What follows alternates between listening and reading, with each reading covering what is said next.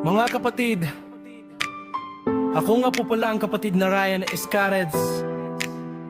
Tinatawag nilang Ryan ATV ang inyong katisyo. Para po sa inyo itong ginawang kanta. Sana magustuhan niyo po.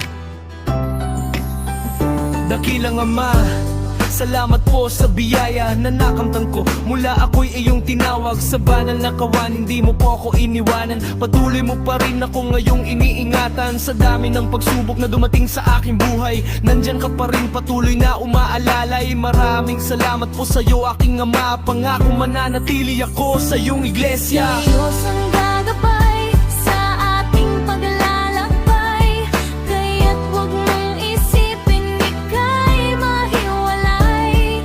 Ganap magbagong buhay, yan ang dapat taglay. Tapat na sumunod, yan ang tamang tulay. Nandito na muli ako sa iyong harapan, taimtim na panalangin, sana mapakinggan aking kasalanan, sana iyong patawarin. Pangako sa'yo Ama, hindi ko na uulitin. Lubos na susunod, lubos na tutugon sa panawagan ng aming tagapamahala. Paalabin ang ating pananampalataya, sa'yo lang ako hanggang pampatay aking mga paa. Diyos ang gagabay sa ating paglalakbay, kaya't huwag mong isipin ika'y mahiwalay.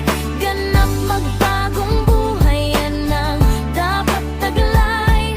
Tapat na sumunod, yan ang tamang tulay. Kaya kapatid, huwag kang bibitiw. Ang tungkulin, yakapin ng mahigpit. Hindi tayo pababayaan ng ating Ama, basta't magtiwala sa kanyang magagawa. Ang ating pagsamba, huwag na huwag kalilimutan. Andyan ang pagpapala na nais nating makamtan.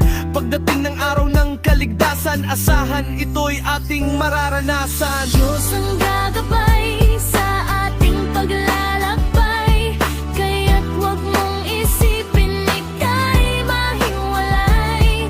Ganap magbagong buhay, yan ang dapat taglay. Tapat na sumunod, yan ang tamang tulay. Tiis-tiis lang po, mga kapatid. Malapit na po tayo sa hangganan ng ating kaligtasan. Wala nang pagluha, wala nang hirap, wala nang sakit at hinagpis.